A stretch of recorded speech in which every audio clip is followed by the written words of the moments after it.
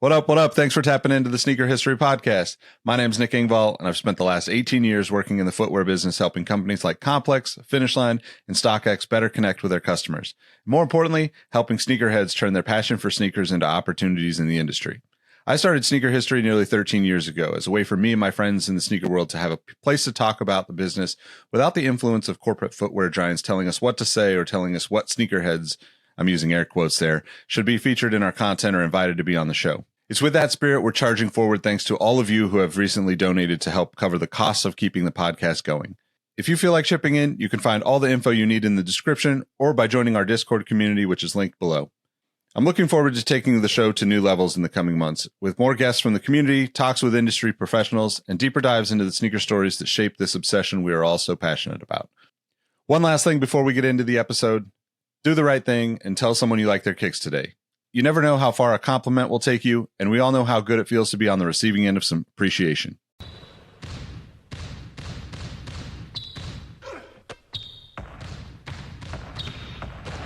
Jordan trying to shake off Starks. Oh, what a move! LeBron James with no regard for human life. Final seconds. Bryant for the win. Iverson against Gill. The crowd on its feet. Allen for the win. Welcome to the Sneaker History Podcast. What up, what up? Welcome to the Sneaker History Podcast. My name's Nick. I got my guy Robbie in the house with me today. We're going to talk about some crazy from Nike lately. $250 for the Bred Jordan 1s. I don't even know how to get into that, but we got a whole list of things from the community that are better options than that, which we'll get into. But for that, what's good, man? How you doing? I'm good. Not only am I going to complain about the price of a Bred Jordan 1, I'm going to offer some solutions, which I think for a lot of Jordan Brand's problems, they don't want my solutions, but I have them. They're in my pocket. Yeah, they're free. Exactly. Yep. So basically, this all came up within the last few days. I think every Instagram account reported on it that the Bred or the black and red Jordan 1s are coming back in 2025, and the retail price on them is going to be $250.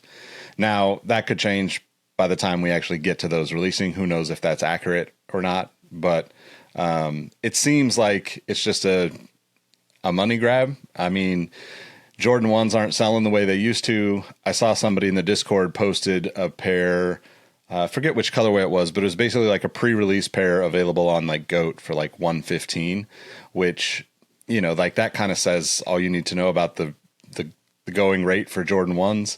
Not to mention that, it's not a new shoe, like you're just remaking it with supposedly better materials, truer to the original form. And this is obviously going to be like an OG high cut and whatever the next year's version. Cut. They call it the 85 cut.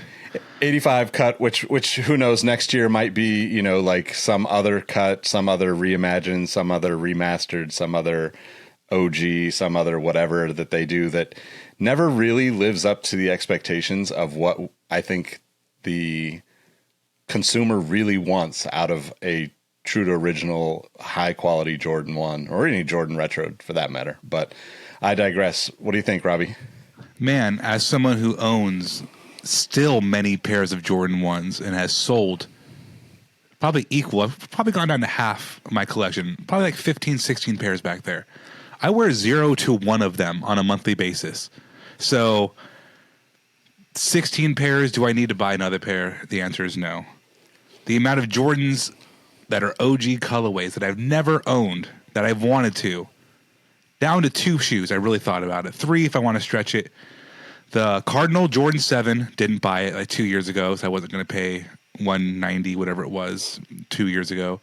The Cherry Jordan 12, I think released last year, also not paying that dollar. And the Bred Jordan 1, I have had every other popular OG Jordan 1 colorway, except for the Bred. I've been excited for it for a long time. $250 though, allegedly, is not the move. Now, here's just some stats. I was taking a shower yesterday, and I was talking to Marvin, M23 Jordan. I don't know why I was doing those two things at the same time, but I was.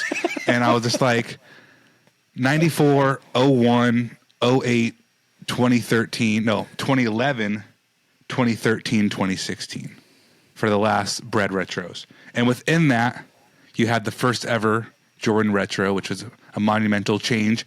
Really, you could put that 94 Air Jordan 1 retro as like the starting point for everything now. Jordan brand from a business model standpoint, push the retro. Since 94, they've been doing that. 01, kind of a shorter ankle, kind of more of a mid, right? Those first retros really weren't OG highs. 08, Tribe Called Quest style, Jordan 1 strap on it. Removable Jordan 1 strap. Great materials. Now I'm going to start talking price, though. So those are 110. The Bred, the band, Jordan 1s with the X on the back, arguably the best material of a Jordan 1 ever. I think everybody likes to bring up the Shadow ones also. But I believe 125 for the band, Jordan 1s, which were at outlets, keep in mind. 125. 2013, I think we were at 140 for the first time Nike Air branding was on the tongue and no Jumpman on the heel for at least 15 years. I think maybe ever. I think 94 and then that 2013 joint were the last time they tried to like go back to the original silhouette was in 2013. Released those alongside the Royal Jordan 1 and the Knicks Jordan 1s, all with the Jordan branding, Nike Air, no Jordan branding on the back. 2016, the most fanfare, $160 for a shoe that is now completely covered in glitter. Go look at your pair of Bred ones. They are covered in glitter. So 110, 125, 160. Even if we take the 160, we're like $190 more in less than a decade. Since I graduated from high school, they've doubled, over doubled. So who is your target audience, Jordan Brand? Because kids wear Crocs. I don't know if you've noticed the footwear of kids who aren't on a court or going to a baseball diamond where they wear your product, but from the car to the pitch, they're wearing Crocs. Like, I don't know what to tell you. Yep. So you're telling me someone really wants to pay $250? Maybe it's their first Jordan 1 OG colorway. Maybe they have rich parents. But, like, where's the segment? Because people our age already have multiple Jordan 1s. People who are interested in the silhouette organically can go buy a pair right now for $115. People who have never seen a Jordan 1 better have a lot of money because in this economy, $250 is a lot. Who's buying that shoe? Who is it for? Who, other than trying to price match StockX, which is a dummy's game trying to capture your own lost profits on a secondary market. Fuck, just make more shoes. It's a numbers game at that point. Yep. Who's the shoe for, Nick? I mean, this is like the interesting conversation that happened in the Discord last night. I think, so I do not have Breds, I don't have Black Toes, and I don't have Chicagos. I've never owned any of those three Jordan 1s. Arguably, most iconic Chicago-inspired colorways ever, right? And I've never been able to hit on them. I'm not paying resale prices for that shoe. It's just not like there's enough Jordan 1s in the world for me to survive without them. I would love to have a pair. I would love to have a pair of Black Toes specifically, but the most I've ever paid for a pair of Air Jordan 1s was actually a pair of shattered backboards that I bought from Fomer Simpson like years back when he sold his collection. And, you know, like obviously as a Giants fan, that's the pinnacle Jordan 1 for me. That's my favorite colorway. The materials are great. All of the, you know, praise that I can give that shoe. $250 was still really difficult for me to spend on that shoe. And I just happened to be in a good spot financially in that time and was like, okay, I'm not going to get this otherwise, and just went for it. So I own, let's see if I can think about this. I have Royals from 2016, 17, whenever those were. I have the shattered backboards. I have the Court Purple, which is the same blocking as the shattered backboards. Obviously, as a Kings fan, like that's kind of like a go-to. And then I have like the Knicks pair you mentioned.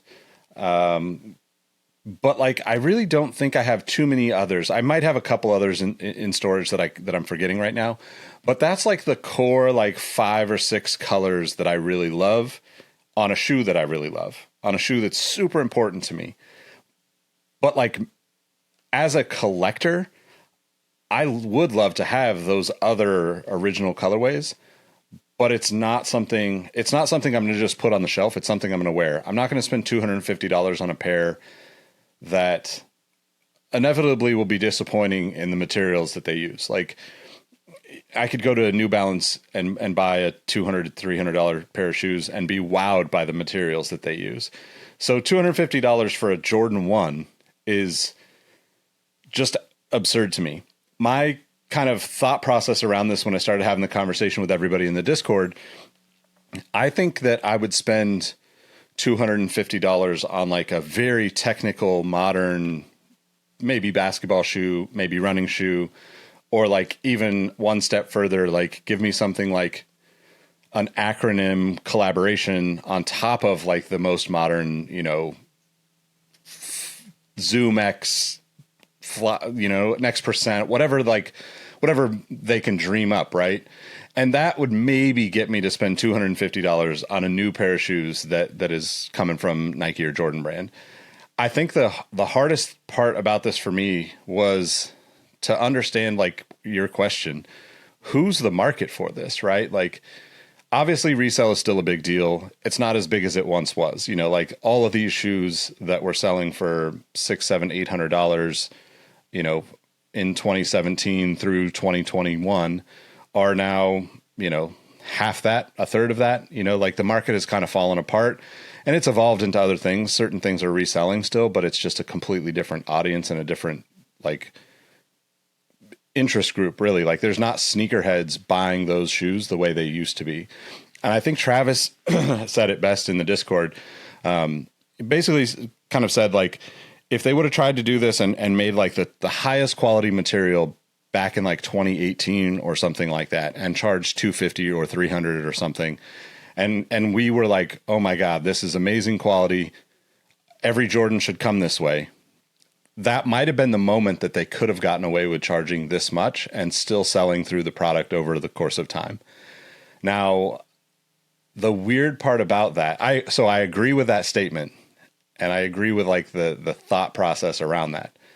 But the weird part about that is if guys like us that are willing to spend a decent amount of money on sneakers every year get the opportunity to buy the highest quality, like most amazing pair that you've ever had in your hands for $200 or $300 direct from Nike or Jordan brand, then I would never want to buy another shoe from them because all the nostalgic shoes for me, the Flight 89s, the old Zoom runners, like all those shoes that like we've talked about for years that I stupidly will spend retail on would be so much worse because now I've seen what's possible for a $250 shoe. And that would kill Nike's whole strategy around retro product. So like we'd be seeing like, you know, the Air 180s, like we'd be seeing all the flight shoes, the Force shoes, all that stuff come back. And they'd have to try to sell it at the, you know, let's say normal, I'm using air quotes, like $100, $150 range, which still is high for a lot of that product, in my opinion. But if I know that it's possible to get the best out of Nike, then why would I ever settle for anything less from them? So like, it's kind of a weird thing, right?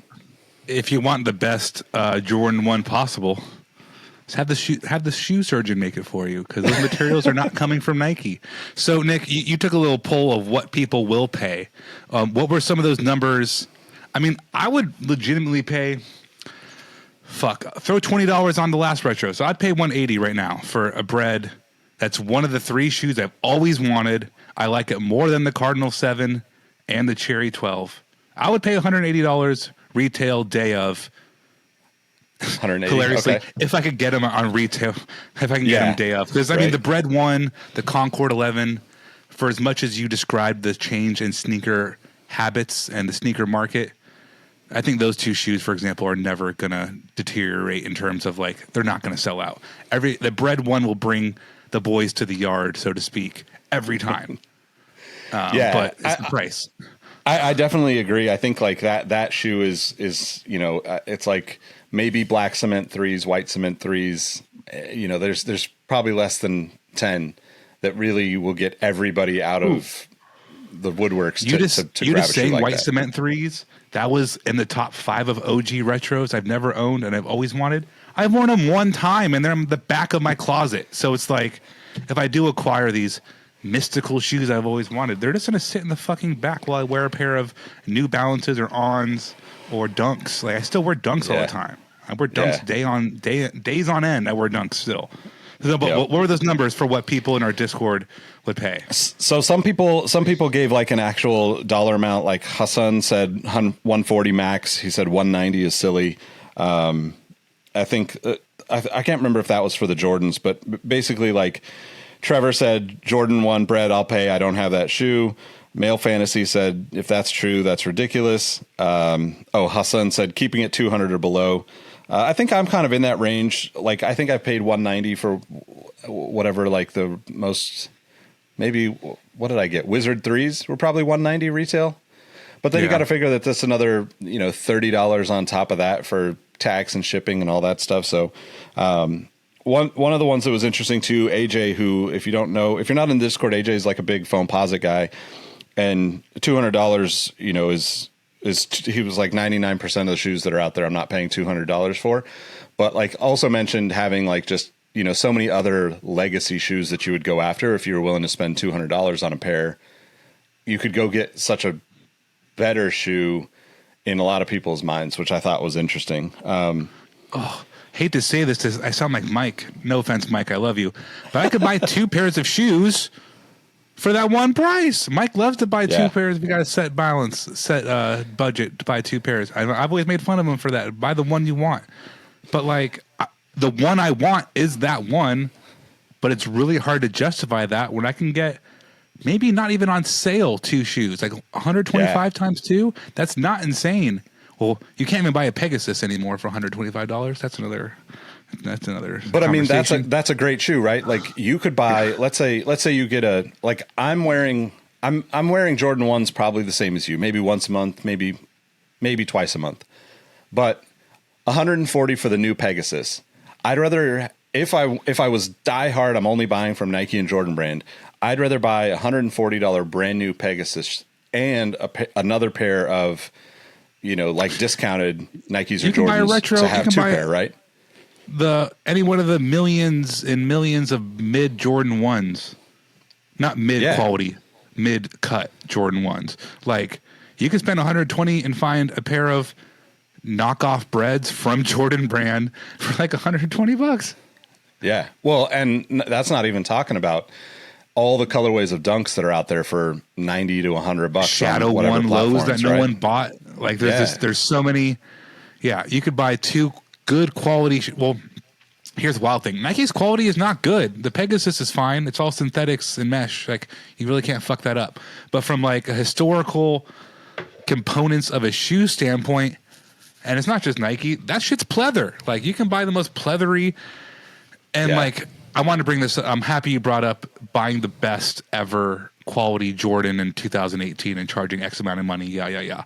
They've tried Pinnacle. They've tried everything. As we speak, within the past couple weeks, Jordan Brand presented the Wings collection, made in Italy, the luxurious range of Air Jordan 1s in apparel, released exclusively in Beijing. $975 for a Jordan 1 high and $875 for a Jordan 1 low. $500 for a hoodie. Like, there has to be a way to find a middle ground between pleather and Italian leather. Like there's room between $120 and $975 to work. Yeah. Other shoes, anybody who listens to our podcast regularly scoffs at Golden Goose shoes. They're corny, whatever. I don't like them that much either. They are at least made with decent, they're at least the materials pre-distressed, and I hate that. Their pre-distressed materials look better than, I'll even argue, your Wizards Jordan 1, which was a Wizards Jordan 3, which was a gorgeous shoe. Like, that's why you bought it. It's a good-looking shoe. It's not bad. The tumble leather looks nice. But, like, Golden Goose, I think $475, $500 in that range for a pair of, brand-new Golden Gooses. Like, I just gotta I don't know what to do. I'm never paying $975. Only people I would ever see wearing a Wings Jordan 1 is someone who was seeded said pair and is on the level of Jordan seeding where they're sent to Paris, etc., or sent to Beijing, or whatever. Like no average. I would never almost feel comfortable saying no average person. There's suites at Bellagio that cost like $8,000 a night. So there's people there who can drop $975. But like that person is so uneducated about Jordans, most likely, that if you put a $975 Jordan 1 side by side, even to like, the all white yin yang, the yin and yang Jordan 1s from like 2015. There was an all white with a black swoosh and an all black with a white swoosh. That's basically this fucking Wings collection. That's in a nutshell the Wings collection. You could put those two shoes side by side for, I think at that point, $160 to $975 side by side. And whoever has the money to spend that isn't going to know which one's which. And they don't care.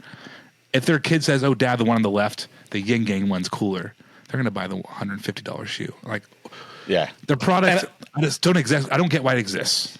And it's like pony hair or something, right? Which is like one of them's leather, one of them's pony hair. Yeah, and we've tried pony hair. We've tried. They've tried fake Croc. They've tried even like the Bin Jordan 2. They've tried it. Like they've tried weird materials on Jordan silhouettes. Every time you put a weird animal print on a Jordan, it looks like a fucking Nike Python. Like it's just like, and the Bin stuff, I would argue, is probably the most consistent wow factor. If you've ever held any of those shoes in your hand, they are like what you want Jordan to make their shoes out of. But like instead of doing like original colorways, they did all these colorways that like are probably hit or miss for a lot of people, right? Yeah.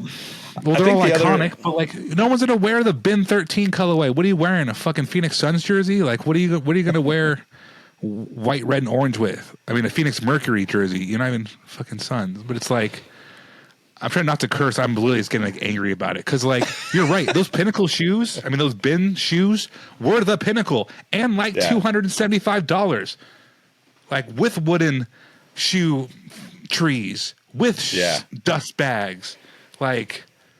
Yep. What the hell? All the stuff that actually like shaped the way that like modern collabs work, right? Like, because like new collabs work, and I say that too because looking at like some of the other conversation that happened in the Discord, like Trevor brought up that the Amamanye Jordan 4 was probably like it's probably $250 or something. Like I think the what's the J Balvin stuff that was like $250 or $300, and I understand. When you make like a limited collaboration hype, I understand you're trying to play the hype game, but that's when people like you're bringing in a new audience. So it's almost like you can, because you have millions more people interested in a product that normally don't care about it. I don't necessarily like that idea, but I understand from a marketing perspective why that's done. The Jordan 39 is $200, dude. Yeah. Yeah. So I wanted to pivot away from the Jordan 1. Any closing thoughts about the absurdity of the Jordan 1 $250 bread? No, I think bread. Yeah, I just think it's crazy. I cannot imagine ever paying that. I think the other part of it that we haven't talked about and we didn't really discuss in the Discord was the price point at $250. Most of us that are in the sneaker world, if a shoe is like $150, $200, somewhere in that range, and we're sort of on the fence about it, we'll enter the sneakers draw, we'll try to get the pair, whatever. And worst case scenario, you either return it or you lose or you sell it or whatever. And you can mostly get your money back if that shoe is popular enough, right? Not always, but like that's kind of the general thought process we all have with it.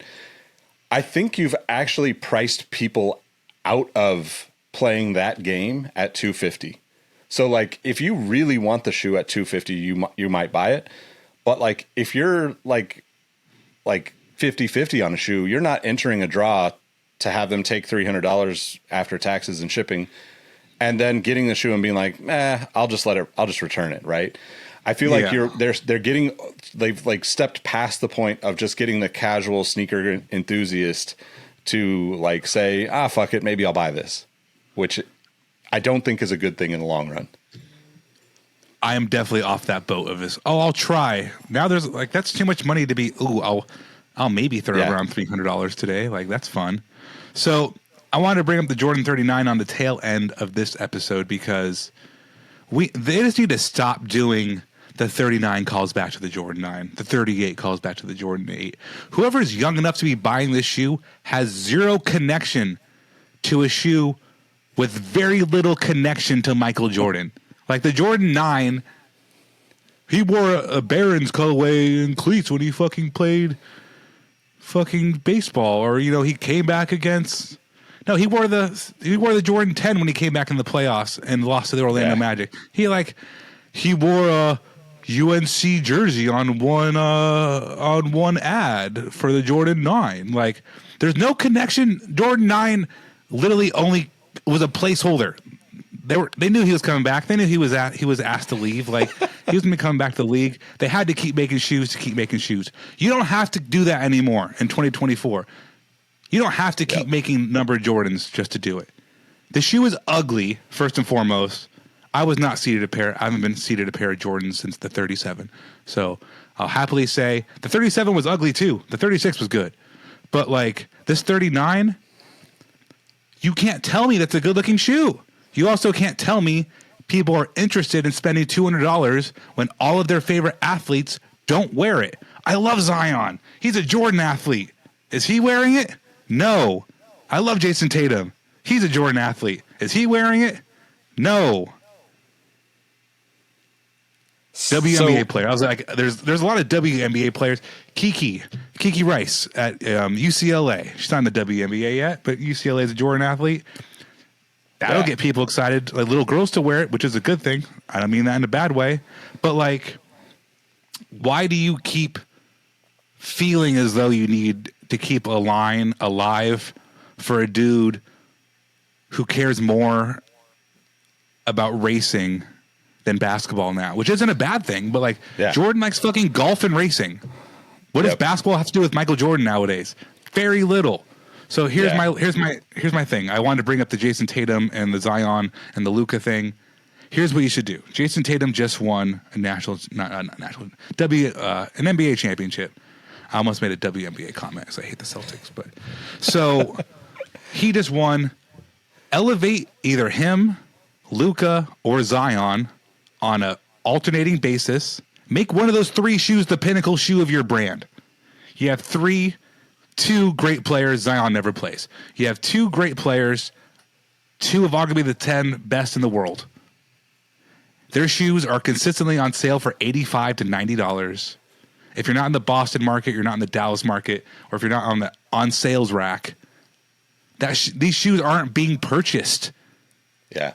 Elevate one of them out of that 120. They're all at 120 to 140. The Zion 3, the Tatum 2, and the Luka 3. They're all in that 120 to 140. They're all jockeying for the same spot at the bottom. Elevate one of them, have one of them be the flagship shoe with the most recent technology, charge $200, actually put that athlete in a commercial, actually market the shoe, and stop playing around like people my age. And you're like, I can imagine like the people who would buy the Jordan 39 at our advanced Jordan collecting age. You want to just cross a number off. Yeah. You still think Jordan's unfathomable and better than LeBron. You're like, I don't get it, man. It makes me angry to the point where like, who is your product for? Yeah. I don't think that they actually know anymore. To put it at EBYL or to put it at like Jordan Brand Classic and give it to like 30 high school kids for free, and then the rest of them put it and sell it on Mercari the next week when they're done. Like, I don't think they know who their audience is. I think that's like the biggest struggle for the brand right now. I think so like you said, I don't really like the 39 at all. I did like the 38. I thought it was really dope that they made a WNBA 38. But like, cool. I don't see the reason why they need to keep trying to connect it to the original silhouettes, right? Because it's disconnected far enough that like, 30 years ago, bro. Yeah, and like when you did the 32, like it was very close, right? It had so much together that like, okay, I can see that.